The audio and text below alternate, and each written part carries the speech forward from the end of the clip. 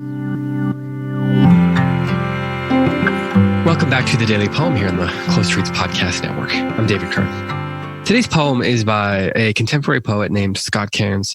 He's professor of English and director of the low residency MFA program at Seattle Pacific University. I think I've read a poem or two of his on this podcast over the last year or so. His poems have been in Image Journal, in the Paris Review, New Republic, Poetry Magazine. He's got several anthologies of poetry, and he has a new collection coming out here soon called Anaphora. I wanted to read a poem from that new collection. Cairns has been a pretty decorated poet. He's received a Guggenheim Fellowship back in 2006 and was winner of the Denis Levertov Award in 2014. This is a really great collection, this new one. I really encourage you to get it, particularly if you like spiritually minded poetry. He is one of our great contemporary poets, I think. This poem is called Still Life with Low Cloud and Mist. And again, it's from his new collection, Anaphora. It goes like this. The cedar weep in our green cemetery where nothing moves this morning save the cedar's shimmering tears. The jays have also stilled their ruckus song, preferring for the moment silently to perch amid the cedar limbs, to blink here amidst the mist. One might think the earth itself has of late intuited good cause for contemplation. Such stillness proves in keeping with the heavy drowse of those beneath the green. My mother and my father sleep beneath one such ragged cedar. On days like this, we weep together with the cedars, having little left to say. This is, I suppose, a melancholy poem. I mean, maybe there's no supposing. This is a melancholy poem.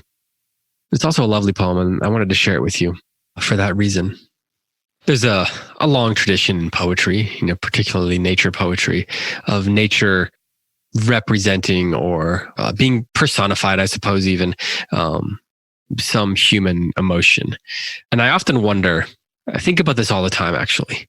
When we are feeling some really deep, rich emotion, whether it's a positive emotion, maybe it's a deep love or affection or happiness, or it's a more negative emotion, or maybe a more negative experience, say hate or despair or even just sadness, melancholy. We'll be experiencing this emotion and we'll look around in the world and we'll see, whether it's something in our yard, the birds, the trees, maybe we'll be at a park, or we'll see the sky. It'll look more gray to us if we're sad. It will look more bright to us, more blue to us if we're happy, or something like that. In filmmaking, there's something called the pathetic fallacy, where the nature, the world is operating naturally. The natural world is operating in accordance with the emotion that we are supposed to feel as an audience. So think, for example, of Casablanca. There's this famous scene in Casablanca where Rick and Ilsa are saying goodbye and a rainstorm starts. And that's, representative of the emotions, both of the characters and that we are meant to feel. It's a tiny bit manipulative, certainly, I suppose. But, that's called the pathetic fallacy. But I've often wondered if, do we see the world that way only because of the way we're feeling? And so we're bringing an emotion to the world that translates it into something. Or is it possible that in some sort of mystical way, it's not just that it's something inside of us, but that the world is responding to us, that we each can have unique sort of mystical sort of experiences, sort of like there's something magical about that. I'm not saying this is the way it is, but I've often wondered, what if that were the case? Could that be the case? I mean, you couldn't explain it. There's nothing, there's no explanation for that sort of thing. I think about it a little bit like when I was a kid and I would talk to someone about what they tasted when they ate something. So when I eat asparagus and my son eats asparagus, maybe I like it and he doesn't, but is the taste the same? Are we tasting the same thing, but one of us doesn't like that taste and one of us does? Or are we tasting things differently because we are unique people? I have friends that are colorblind. For example, my grandfather was colorblind.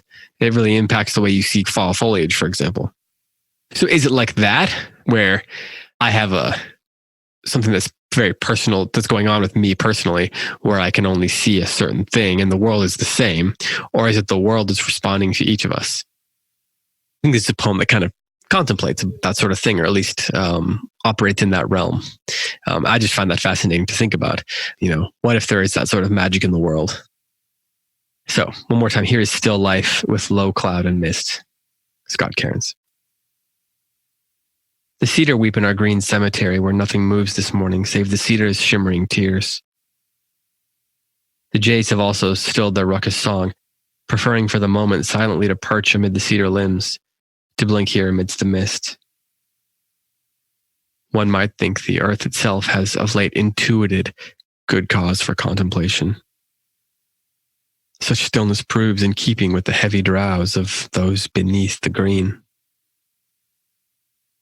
My mother and my father sleep beneath one such ragged cedar. On days like this, we weep together with the cedars, having little left to say. This has been the Daily Poem. Thanks so much for listening. I'll be back tomorrow with another poem for you.